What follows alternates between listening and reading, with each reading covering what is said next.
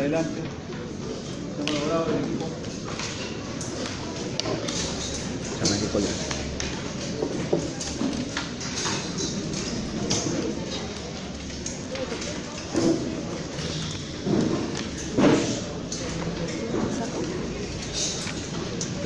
Bien, esta es la clase última del capítulo.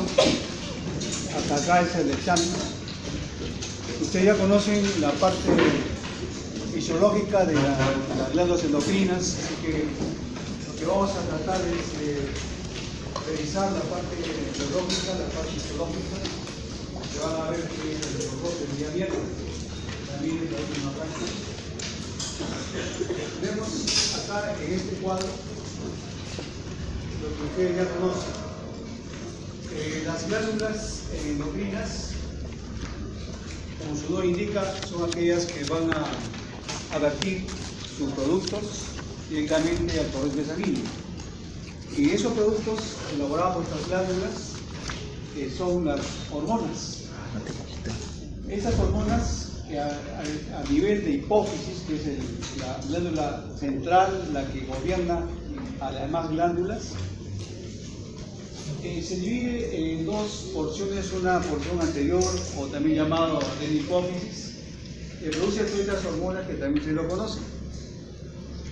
Y la otra porción de la hipófisis que produce también la ADH y la oxitocina. A nivel de la cavidad abdominal hay otras glándulas, entre las cuales las más importantes son las glándulas suprarrenales o simplemente adrenales.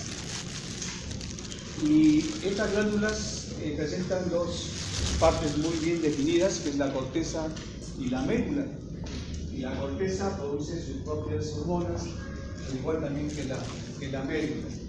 Ya que tenemos las hormonas, que después lo vamos a realizar, todas las hormonas producidas por la corteza y también producidas por la médula adrenal. Recuerden ustedes, para que haya acción de las hormonas, tiene que haber receptores de membrana. Estos receptores de membrana están presentes en los órganos o células llamadas diana, donde van a actuar por esa unión entre la parte del receptor con el agente químico, que es justamente hormona, para dar justamente una respuesta. Pero todo esto va a través del torrente sanguíneo, que es lo que diferencia las glándulas exocrinas de las glándulas endocrinas, que ustedes también ya recuerdan. Las glándulas endocrinas pueden presentarse de varias formas.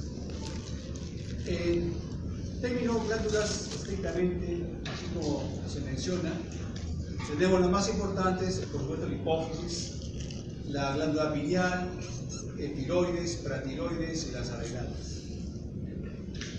Pueden presentarse también tejidos con carácter endocrino, por ejemplo, la porción endocrina del páncreas, que ustedes han visto, los islotes de Langerhans.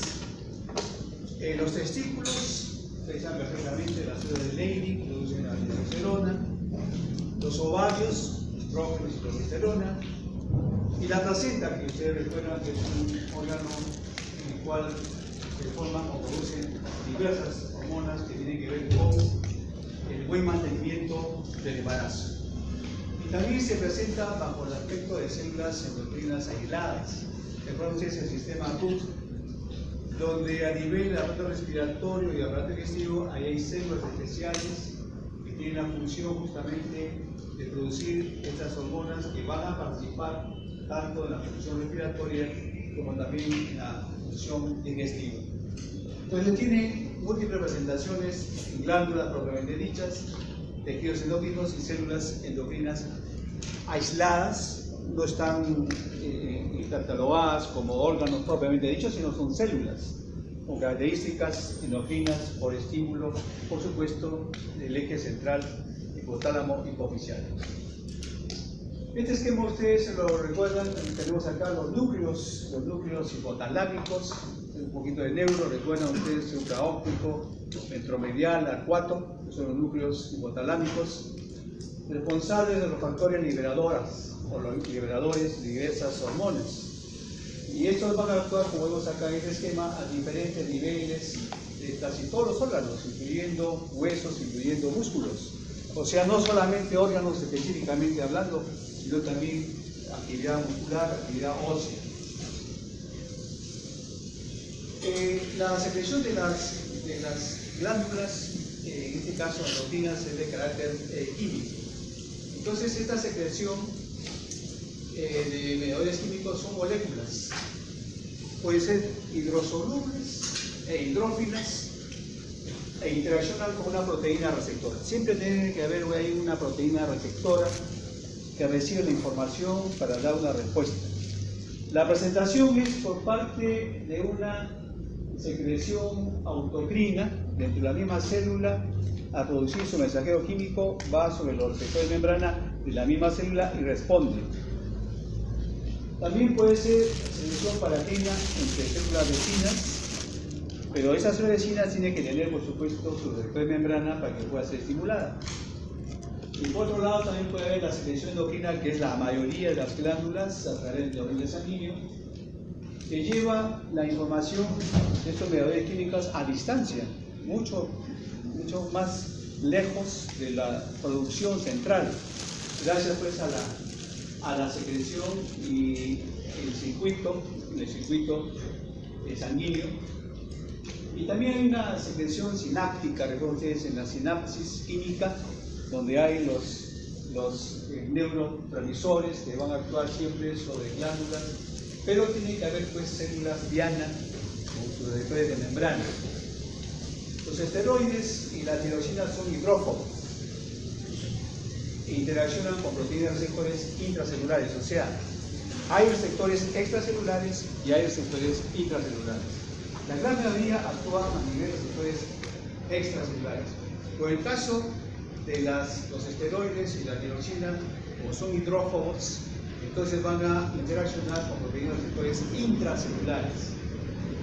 Esa es la diferencia con respecto a otra clase de hormonas que van a actuar a nivel extracelular. Hay diversas formas estructurales de las glándulas, o sea, cómo se presentan histológicamente. Puede ser formado cordones irregulares. Ustedes van a ver en las láminas de hipófisis que son cordones de células de diferentes tipos, diferentes coloraciones. También puede presentarse bajo la forma de folículos, si ustedes recuerdan, lo han visto cuando hablaron del epitelio glúbico, o sea, los folículos tiroideos. Y también cordones regulares en el caso de las adrenales. Las glándulas adrenales, sobre todo la parte cortical, la corteza, se presenta formando hileras de células que tienen la capacidad para producir justamente hormonas. El origen de las glándulas endocrinas. Recuerden ustedes las tres capas, ¿no? Las tres capas del embrión trilaminar. Tenemos acá el ectodermo, mesodermo y endodermo. Entonces no podemos decir que una glándula es exclusivamente endodérmica o exclusivamente ectodérmica, porque algo tiene de las tres capas. Por ejemplo, en el caso de la capa más externa del embrión, el ectodermo, ahí se va a diferenciar la hipófisis, la glándula pineal y la médula adrenal. Pero recordar que la hipófisis tiene una parte anterior y una parte posterior, o sea, la adenlohipófisis y la adenlohipófisis. La adenlohipófisis tiene origen ectodérmico, pero el tróculo posterior tiene origen neuroectodérmico. Entonces ahí como que hay una ligera variante, una ligera diferencia. La glándula pineal, o sea, la epífisis, sí es netamente ectodérmica, al igual también que la médula adrenal. Pero no necesariamente en el sentido estricto de la palabra ectodérmica, sino es neuroectodérmica, porque proviene de las células presas neurales. Entonces, si usted le pregunta al examen, una porción de la médula adrenal es derivada del ectodermo, directamente falso. De las presas neurales sí es cierto, o sea, neuroectodermo. En el caso del mesodermo, la corteza adrenal, netamente mesodérmica, así también como las gónadas, testículos u ovarios son netamente mesodérmicos. Y el ectodermo, la glándula tiroidea, los paratiroides, el timo y el páncreas. El páncreas es de origen endodérmico. Veamos entonces en primer lugar la glándula más importante, que es la glándula hipofisiaria. Vamos a ver el aspecto molecular del desarrollo de esta glándula. Partimos de cómo es que se forma esta glándula hipofisiaria. Hemos mencionado que tiene dos lóbulos: el lóbulo anterior, la neurohipófisis, el lóbulo posterior, la neurohipófisis. Bien, el proceso infundibular, se recuerdan, neuro, infundíbulo, es una invaginación desde el suelo del diencéfalo. El diencéfalo se invagina, forma la porción infundibular, y la otra porción es la bolsa de Rathke, que es una evaginación, o sea, hacia afuera del epitelio o la parte ectodérmica del estomodeo. ¿Qué cosa es el estomodeo? La cavidad bucal primitiva. Este proceso infundibular, cuando se imagina, tiene que estar controlado por estos fenómenos inductivos mediados por BMP4, y ustedes saben lo que es BMP4, proteína morfogenética ósea, y el factor de crecimiento neuroblástico tipo 6. Y en el caso, aquí vemos la porción, por un lado, hay una evaginación, ese es el ectodermo bucal, se evagina, y el diencéfalo a través del infundíbulo se invagina, o sea, uno sale, el otro invagina. Entonces de ahí va a haber ya un derivado netamente ectodérmico y otro derivado neuroectodérmico, parte del diencéfalo. Esta parte de la bolsa de Rathke depende de este gen, es X1, es el que va a hacer posible que se protruya, que se evagine. Y luego las dos porciones se van a fusionar. Por un lado se forma el lóbulo anterior, por otro lado el lóbulo posterior, pero luego se fusionan. Cuando se fusionan, al final del segundo mes, o sea, la octava semana, prácticamente ya están fusionados las dos porciones, y empieza a funcionar. Recuerden ustedes que en el caso de la gónada masculina, ¿qué cosa requiere? La presencia de andrógenos, ¿no? Para que se diferencie. Y esos andrógenos son producidos por la suela eléctrica, pero tienen que ser estimuladas, por supuesto, por la hormona proveniente de la hipófisis, del lóbulo anterior. Entonces empiezan a funcionar ya muy tempranamente esta glándula hipofisiaria a nivel embrionario y luego a nivel fetal. Ahí vemos en este esquema la parte de la evaginación y la invaginación, y luego la fusión ya al final de la octava semana, y ya en el periodo fetal, por supuesto, ya empieza a funcionar con mayor estímulo para controlar todos los efectos hormonales, del crecimiento del feto, de la mantención de la placenta, la formación de las hormonas placentarias, o sea, ya empieza a funcionar en el periodo fetal cuando aparece la placenta. La estructura, entonces, hemos visto la neurohipófisis, sus divisiones, la porción puberal, la porción distal, la porción intermedia. La neurohipófisis, su división es el infundíbulo y la porción nerviosa o lóbulo posterior. Vemos entonces la parte de la región hipotalámica, donde están los núcleos hipotalámicos, responsables de los factores liberadores de las hormonas más importantes que van a controlar todas las funciones de los órganos internos. Vemos acá el lóbulo, la neurohipófisis, y esta es la neurohipófisis, y aquí hay una zona más llamada lóbulo intermedio, es una parte intermedia o pars intermedia, como se le menciona, también productora, por supuesto, de algunas hormonas importantes como la oxitocina y la ADH, o sea, la hormona antidiurética. Entonces vemos la conexión que existe entre el hipotálamo y la hipófisis, por eso se habla de un eje hipotálamo-hipofisiario, donde los núcleos hipotalámicos son los responsables de liberar los factores para que actúen a nivel de la neurohipófisis y esta libere las hormonas que van a actuar a diferentes niveles. Y vemos nuevamente, indudablemente que ustedes recuerdan, pues, la hipófisis tiene que tener una buena vascularización. De lo contrario, no habría cómo llevar esos mensajeros químicos a diferentes órganos. Entonces se habla, pues, de un sistema portal hipofisiario, donde hay arterias y venas responsables justamente de conducir todos los estímulos químicos por parte tanto de la adenohipófisis como de la neurohipófisis y también por supuesto de la parte intermedia que hemos dicho produce algunas hormonas. La Adenus nobilis en la porción distal. Ahí vamos a reconocer histológicamente, ya hablando, dos tipos de células llamadas así, células cromófobas, que cubren el 50% y las células cromófilas el 50%. Cromófobas porque no van a colorear, si ustedes van a ver al microscopio, células que carecen de coloración, ni acidófilas ni basófilas, simplemente incoloras. De ahí viene el término cromófoba, cromo, color, fobia al color, 50%. Y las células cromófilas, que sí tienen afinidad por los colorantes, el 50%. De los cuales el 40% son células acidófilas o también llamadas alfa, y el 10% de células basófilas o beta. En la porción distal hay células secretoras, las somatotropas, las nomotropas, monotropas, tirotropas, corticotropas. Estas células son estimuladas justamente por las secreciones provenientes de los núcleos hipotalámicos y van a ser responsables de la producción de estas células secretoras que van a actuar a nivel de los órganos que ya hemos mencionado. En la porción intermedia hay células basófilas y quistes de Rathke. Esa parte de la bolsa de Rathke puede quedar como un rezago, como un remanente, para formar justamente estos quistes de Rathke, que ustedes lo van a ver fácilmente a nivel del microscopio. Y a nivel de la porción tuberal, ahí va a haber células que son gonadotropas, es decir, aquellas que tienen que ver con la liberación de la FSH y la LH. Y también, por supuesto, la prolactina. Ahí tenemos el corte de la glándula hipofisial, ustedes lo van a ver, es una lámina sencilla. El lóbulo anterior, esta parte de acá, esta es la parte intermedia,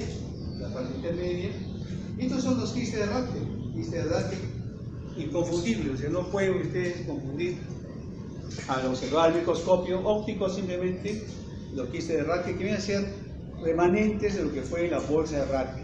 La bolsa de Rathke que se ha construido, forma el lobo anterior y queda algún rezago que son estos quistes de Rathke. Y esta es la parte de la miohipófisis, o sea, el lóbulo posterior del hipófisis. Esto lo van a ustedes en una forma panorámica y luego ya a mayor aumento empiezan a reconocer las células que hemos mencionado. Acá ven ustedes unas células oscuras, unas células claras. Las oscuras, ¿cuáles vienen a ser? Las basófilas, y las claras vienen a ser las acidófilas. Y aquí vemos las células cromófobas, que carecen de coloración. Y eso lo vemos entonces a nivel del lóbulo anterior del hipófisis. Una lámina sencilla, no pueden ustedes cerrar en el diagnóstico solamente por la coloración, ¿no? Basófila y la coloración acidófila, alfa, beta, que son cromófilas, o sea que son afines a los colorantes, mientras que las son las cromófobas, esta de acá, carentes de coloración, porque no tienen afinidad por los colorantes utilizados normalmente en maltodextrina y eosina. En este cuadro está simplemente resumido lo que estamos hablando. En el caso de las células acidófilas, específicamente van a ser las somatotropas, que van a liberar o van a actuar, van a estimular la producción de la SPH, o sea, la hormona estimulante, y la IGF tipo 1, o sea, el factor de crecimiento similar a la insulina. Esta de acá, STH, incrementa el metabolismo celular, igual que el IGF-1, para el crecimiento de los huesos y también, por supuesto, del cartílago hipoficiario. Recuerden ustedes, en la osificación hay dos tipos de osificación. De lo contrario, que son los huesos cortos y largos, donde empieza la osificación en la parte central, o sea, en la diáfisis, quedando cartílago en las epífisis, que luego va a ser estimulado, por supuesto, por el IGF-1, o sea, factor de crecimiento similar a la insulina, no es la hormona de crecimiento, sino IGF-1, para que se osifique totalmente el hueso, tanto la región epifisiaria como la región diaficiaria. Una vez que está totalmente ya osificado el hueso, ya no hay más crecimiento en longitud o en anchura. Las mamotropas producen la prolactina, también llamada nucleotrófica, desarrollo de glándulas mamarias, la producción de leche en el momento de la lactancia. Esas son acidófilas. Y las basófilas, las gonadotropas, la FSH, secreción de estrógenos, crecimiento folicular ovárico y también la espermatogénesis, ¿no? ¿Recuerdan la FSH? O sea, la FSH en el sexo femenino, FSH en el sexo masculino. Porque nosotros en los vesículos no tenemos folículos, entonces ese término folículo estimulante como no se ajusta mucho a la parte histológica. Entonces algunos lo llaman ESH para el caso de la espermatogénesis. Luego la LH o ICSH, la LH, la hormona luteinizante, y la ICSH, hormona estimulante de las células intersticiales o de Leydig. En el caso del sexo femenino, maduración, ovulación y la formación del cuerpo lúteo, la LH, y la ICSH, el varón, la producción de testosterona. Las tirotropas, síntesis y liberación de T3 y T4, y las corticotropas sobre la ACTH, sobre todo la zona fasciculada o fascicular, síntesis y liberación del córtico. Entonces aquí en este cuadrito está en resumen de lo que hemos estado hablando. En la neurohipófisis, continuación del eje hipotalámico. Acá, como se trata de una porción nerviosa, vamos a encontrar axones de células neurosecretoras y unos cuerpos llamados así cuerpos de Harvey, que vienen a ser gránulos neurosecretores. Son dilataciones axónicas estos cuerpos de Harvey. Su contenido, hormonas oxitocina o vasopresina, y la neuroficina, proteína unida hormona y productora también de ATP. Encontramos las células llamadas pituicitos, un 25%, parecidas a las células gliales, y por supuesto hay un plexo capilar fenestrado. Ya ustedes recuerdan los capilares fenestrados, o sea, tienen poros. Y la función a nivel de esta porción nerviosa es la producción de la vasopresina y de la oxitocina. La circulación hipoficial, que es la que va a transportar las hormonas, tiene pues un plexo capilar primario, un plexo capilar secundario y venas portales hipoficiales. Las hormonas hipotalámicas, liberadoras de ACTH, NRH, hormonas de gonadotropas, la TSH. Aquí los núcleos paraventriculares son los encargados de esta hormona liberadora de ACTH, arcuatos hiperópticos de la NRH y la TRH, núcleos dorsolaterales. Las hormonas inhibidoras, estas son las estimuladoras, las liberadoras. Las inhibidoras, la somatostatina, hormona inhibidora de STH. Núcleos paraventriculares y la dopamina, hormona inhibidora de prolactina, es el núcleo arcuado. ¿Cuáles son las aplicaciones clínicas? Los tumores de la hipófisis. Los tumores de la hipófisis son adenomas, ¿no? Que son adenomas benignos, pueden alcanzar pues, un tamaño grande, pueden presionar ahí en el quiasma y el nervio óptico, produciendo, conforme va creciendo este tumor, no la ceguera. Producen cantidades excesivas de hormona al crecimiento. Entonces el niño va a dar el gigantismo y el adulto va a dar la acromegalia, el crecimiento exagerado de las regiones de los huesos, sobre todo de la cara. El craniofaringioma son restos de la bolsa de Rathke. Se produce pues hipopicarismo en niños. Esos son los tumores llamados craniofaringiomas, que son restos de la bolsa de Rathke. Ven acá el lóbulo anterior de hipófisis, que es un craniofaringioma. Esos son los restos de la bolsa de Rathke que no ha desaparecido, persiste. En cambio, los quistes de Rathke vienen a ser remanentes, o sea, parte de esa bolsa de Rathke, pero en pequeña cantidad, no tan notorio como en este caso, porque puede abarcar estos tumores, los craniofaringiomas puede abarcar toda la parte anterior de la lóbulo anterior y hacer presión sobre el quiasma óptico y nervio óptico, produciendo la ceguera. Veamos la glándula pineal. Ustedes recuerdan la posición anatómica de la glándula pineal. Se desarrolla a partir de un engrosamiento de un epitelio, el epitelio epidimario, que cubre justamente la parte del pecho, del encéfalo, a nivel del tercer ventrículo. Y tiene su origen, embriológicamente hablando. Se forman los cordones celulares de la glándula y al sexto mes del periodo fetal se van a diferenciar las células llamadas pinealocitos y otro tipo de células llamadas intersticiales y que se van a completar durante los primeros años de la vida postnatal. O sea, quiere decir que estas células pinealocitos y las células accesorias o células intersticiales se completan recién ya en los primeros años de la vida postnatal. Están presentes a nivel fetal, pero se complementan, se asocian, se fusionan para dar lugar a la glándula pineal durante los primeros años de la vida postnatal. Desde la posición anatómica y tenemos la glándula epífisis, también llamada glándula pineal. Algunos consideran la glándula pineal como el tercer ojo. Inclusive en unos grabados aparecidos de los fenicios, ellos representaban a esta glándula epifisiaria como un ojo. Ahí vemos acá la parte central que sería pues, el cristalino y este sería pues, los párpados.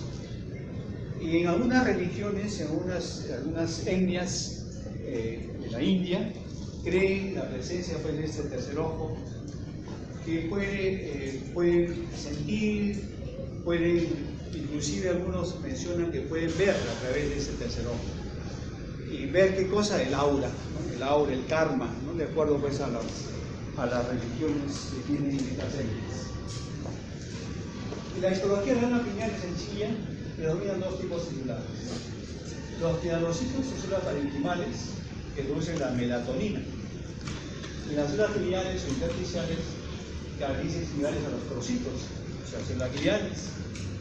También hay la presencia de mastocitos que le van a dar lugar a la protección. Hay una arenilla cerebral que ustedes lo van a ver fácilmente, que son concreciones calcáreas, sales de calcio que se van presentando conforme va avanzando en edad el individuo.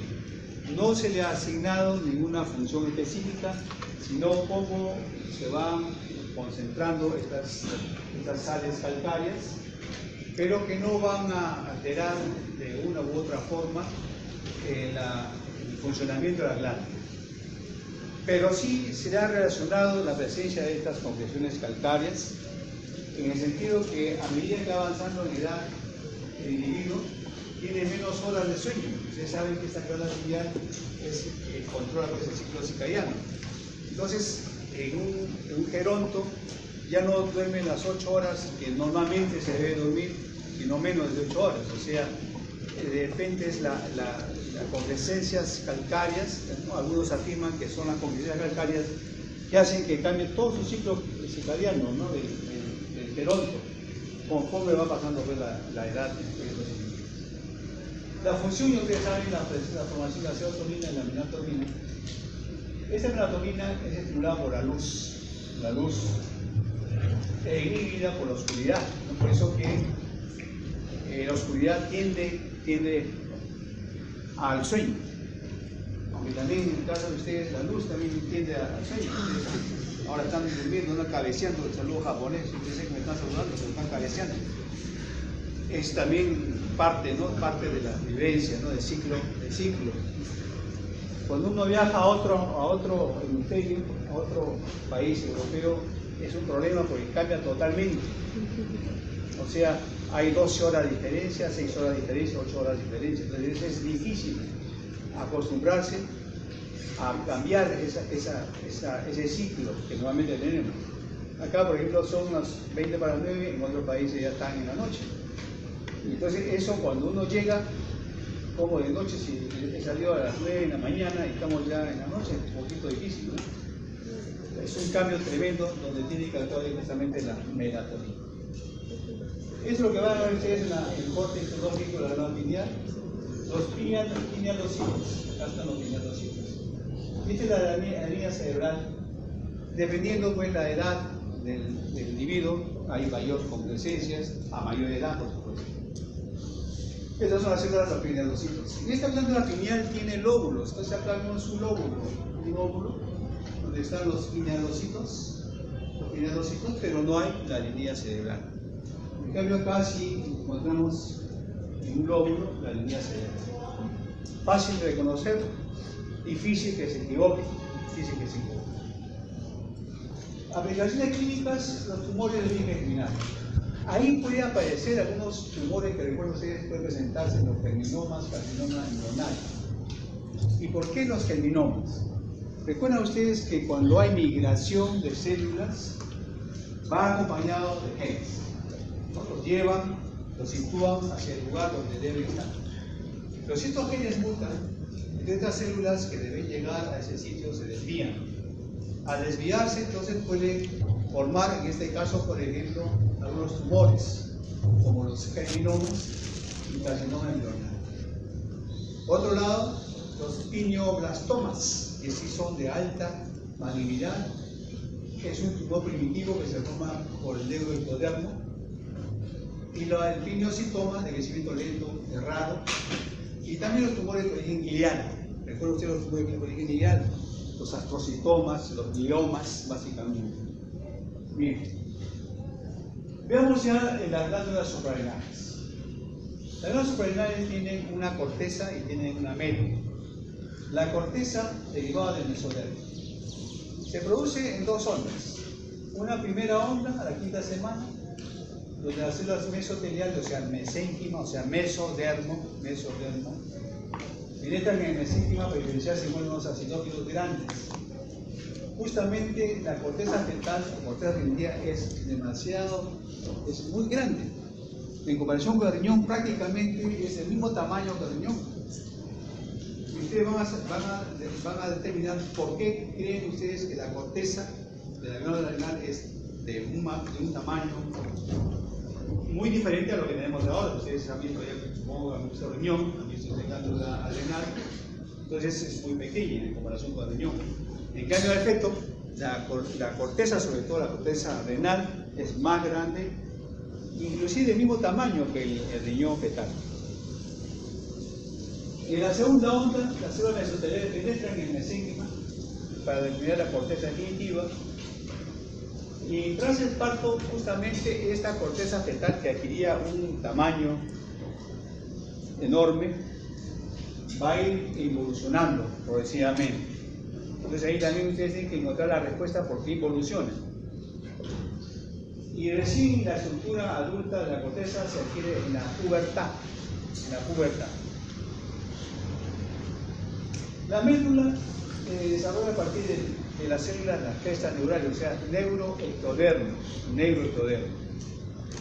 Ahí estas células de las crestas neurales primero van a formar los ganglios, ¿no? Los ganglios simpáticos, después invaden, se ponen en racimos y producen la médula renal, y son denominadas células de cromafina, o sea, tienen afinidad por sales de cromo, o sea, el cromato de potasio, adquieren esa coloración medio amarillenta, que lo van a ver. De ahí viene el nombre de cromafina, o sea, cromo. Ahí vemos cómo se va a formar esta glándula. En primer lugar, tenemos las crestas neurales, tubo neural, crestas neurales. Entonces estas células comienzan a migrar sobre el epitelio celómico, que es esta parte de acá. El epitelio celómico que está cubriendo todo el celoma, recuerdan el celoma, la cavidad embrionaria, la cavidad abdominal primitiva. Entonces van llegando ahí las células crestas neurales. Entonces al inicio va a haber un desorden, sobre todo aquellas que van a formar la corteza y la médula, pero la corteza no se forma en el ectodermo. También la corteza, hemos dicho, se forma a partir del mesénquima, ¿no? El mesotelio. Luego se va a ir ordenando ya. Se va ordenando, vemos acá ya la forma de la corteza sobre la médula. Aquí ya encontramos la corteza y la médula. Y luego ya en el periodo fetal, la corteza, que abarca un tamaño, como he dicho, relativamente grande, y la médula adrenal. La primera onda se realiza pues en la quinta semana. Cresta neural, la región torácica. Recuerden ustedes, las células neurales tienen migraciones a nivel cefálico, torácico, abdominal, a nivel dorsal, a nivel vagal. Entonces, en este caso es la región torácica. Original neuroblastos, que ustedes saben lo que son neuroblastos. Forman acá al lado ganglios simpáticos. Están los ganglios simpáticos, encadenan y luego se van a dirigir hacia la región cervical y lumbosacral. Entonces hay migración. De estos ganglios simpáticos, se originan algunas células que viven hacia el foso de la corteza suprarrenal, que lo tenemos, originando las simpatogonias. Y estas células formarán parte de la médula suprarrenal, o sea, la parte central, ¿no?, de la glándula adrenal. La corteza suprarrenal, la parte de acá, se desarrolla a partir del epitelio celómico, ubicado entre el mesenterio y la gónada del taladro. Mesenterio y gónada, es el tubo digestivo. Y durante la octava semana, ya al terminar el periodo embrionario, octava semana, las células mesodermicas originadas en el epitelio celómico forman la corteza fetal. Las células ectodérmicas con origen en las piezas neurales constituyen el tejido cromafil de la médula suprarrenal. Ya recién nacido, la corteza suprarrenal está orientada por las tres capas: la capa glomerular o glomerulosa, la capa fascicular o fasciculata y la reticular. Y ese es el origen, pues, del epitelio celómico, ¿no? De ahí se va a originar esta capa, estas tres capas. Entonces a eso se va a unir la corteza fetal, y empieza ya a regresionar. La médula ha quedado incluida en el interior de la glándula. Eso es lo que hablamos, fíjense. Esta es una región fetal que es así lobulado, y esa es la glándula suprarrenal. Lo que llama la atención es la presencia de la corteza. Ahora, ¿por qué creen que la corteza tiene un tamaño bastante importante a nivel fetal? ¿Qué dices? ¿Cuál es la función? ¿Quién controla prácticamente todas las funciones fetales? Porque ustedes recuerdan, en el feto están presentes todas las funciones, excepto una. ¿Cuál es la función que no está presente en el feto? La función respiratoria, por supuesto. Los pulmones se forman, pero no funcionan. ¿Quién corre a cargo de la función respiratoria? La placenta, ¿no? La placenta. Entonces, todas esas hormonas que produce la corteza, la parte glomerular, la parte fascicular y la reticular, están presentes en el feto para controlar los diversos movimientos de los intestinos, por ejemplo, para controlar las gónadas, para controlar riñones, es decir, todas las hormonas que encontramos ya en el adulto, en el feto están presentes, gracias a la producción a nivel de la corteza. De ahí el tamaño, ponemos acá, ese es el riñón y esta es la corteza, la glándula suprarrenal o adrenal, donde la corteza es la que tiene mayor dimensión. Y luego ya en el momento ya de la vida postnatal, ese riñón se va alisando, se va desapareciendo esos lóbulos renales, y también va disminuyendo el tamaño, pues, de la corteza y por supuesto también de la médula adrenal. Pero fíjense, es casi el mismo tamaño la glándula que el riñón corresponde. Entonces la corteza suprarrenal, vamos a ver la estructura, la zona glomerular, fascicular y reticular. La zona glomerular cubre el 15% de la producción de las hormonas adrenales. Estas células de la zona glomerular, que son estas de acá, zona glomerular o glomerulosa, se encuentran debajo de la cápsula. Esta es la forma de la glándula suprarrenal. ¿No? Recuerden, una cápsula que está cubriendo a la corteza, y a su vez la corteza cubre a la médula. Entonces acá, debajo de la cápsula, ahí se encuentran las células piramidales agrupadas en forma redondeada o arqueadas, rodeadas por supuesto de capilares. Donde hay función endocrina tiene que haber, por supuesto, capilares para que cumpla la función, ¿no?, de transportar a distancia las hormonas. Producen mineralocorticoides, entre los cuales tenemos la aldosterona, la más importante. Esta es la zona glomerular o zona glomerulosa, como se le llama. Luego tenemos la zona fascicular, que es la más grande, aproximadamente el 75% está de acá. Las células se ponen en columnas, están rodeados de capilares, son poliédricas, citoplasma vacuolado y tuboso, llamados espongiocitos, que producen glucocorticoides. Esa parte fascicular. Y la zona reticular, cercano a la médula, el 7%. Células dispuestas en cordones, de acá, en cordones irregulares, se anastomosan entre ellos. Son pequeños, tienen citoma acidófilo, presentan pigmento de lipofuscina y producen andrógenos. Entonces los andrógenos necesarios para que se transmita la diferenciación testicular, de ahí parte. Además de la célula de Leydig, que ustedes saben, produce también la testosterona. Entonces en conjunto tenemos la capa glomerular, la zona fascicular, la zona reticular, y esto viene a ser la zona medular, la médula. Por supuesto que hay una rica vascularización para que cumpla la función de esta glándula. Esto es lo que ustedes van a ver a la microscopía. Esta es la corteza, y esta de acá es la médula. Muy diferente.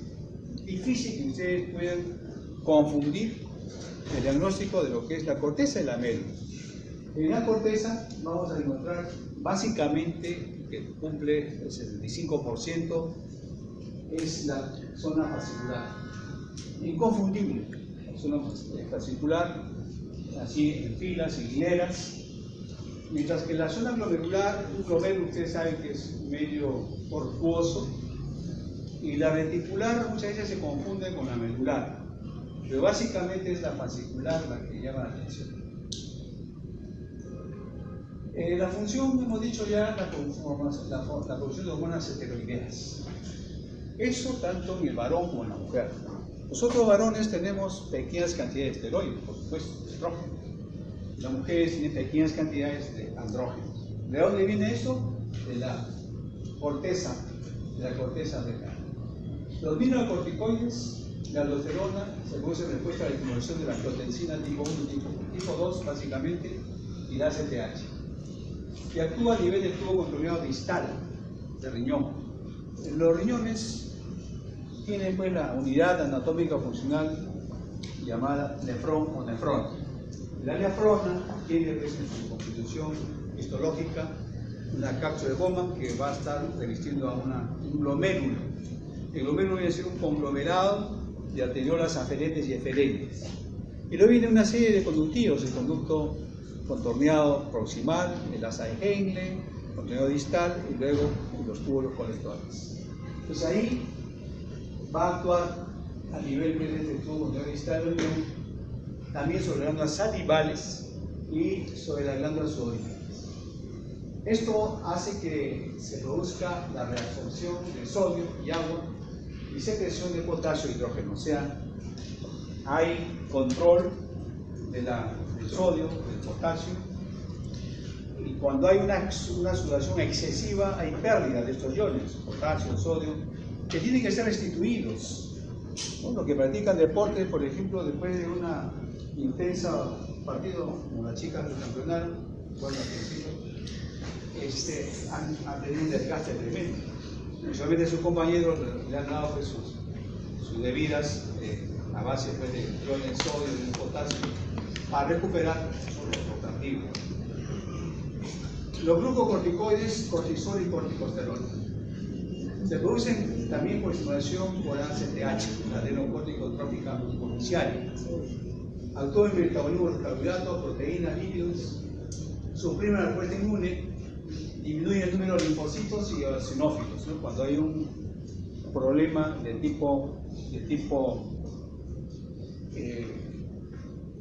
una reacción alérgica, ¿no? Ustedes saben que aumentan los eosinófilos. Entonces, esos glucocorticoides, cuando hay un problema de esta naturaleza, hay que aplicar corticoides, pero tienen que ser utilizados en dosis pequeñas. Y los andrógenos de hidroepiandrosterona, de HEA, androstenediona, que son andrógenos débiles, que luego van a formar pues, la testosterona correspondiente. En la médula, ya hemos dicho, se deriva pues, de las células presas neurales. Ahí encontramos las células cromofilas. Y las cromofilos, o también llamados geocromocitos, son las más abundantes, están dispuestos pues, en los cordones, unidos. En su citoplasma encontramos justamente gránulos secretorios que contienen catecolaminas, la epinefrina o adrenalina, o norepinefrina, la noradrenalina. Tiene afinidad por la sal de cromo, el bicarbonato de potasio, de ahí viene el nombre cromafino. Tiene un color marrón, oxidación de catecolaminas. Las neuronas ganglionares a ese nivel existen, pero son escasas. Almacenan sus hormonas en gránulos y son liberados pues, en grandes cantidades, por eso que hay una rica vascularización que actúan también a nivel al estrés. Ustedes que paran estudiando sufren muchas veces de estrés, ¿no? Justamente por efectos de estas hormonas. También en la situación de miedo, temor, espanto, antes de un examen ustedes están ahí estresados, comienzan a liberar justamente estas catecolaminas. Pero tienen que controlar, ¿no? Porque el estrés mata, el estrés a veces obnubila la mente. Están ustedes frente a un examen y ustedes saben, entonces se cruzan, se cierran. Pasa ese episodio de miedo, de temor, de espanto, y después se dan cuenta que efectivamente sabían ustedes la respuesta, sabían el examen, pero se obnubilaron. Y eso es debido justamente a estas catecolaminas. ¿No? El estrés nubla, obnubila. La médula, la secreción de catecolaminas en la sangre origina vasoconstricción, hipertensión, taquicardia y hiperglicemia. Por eso cuando están frente a una situación de temor, comienza el corazón pues, a salirse fuera, como dicen, ¿no? Sale fuera de la caja torácica, ¿no? Una taquicardia tremenda. Inclusive la timidez frente a un público, por ejemplo, condiciona también pues, a una producción excesiva de catecolaminas. La adrenalina también produce taquicardia, vasodilatación, órganos esenciales, broncodilatación y vasoconstricción en órganos no esenciales. Vasoconstricción, hipertensión, la noradrenalina. Esto es lo que vamos a ver en la médula, en la parte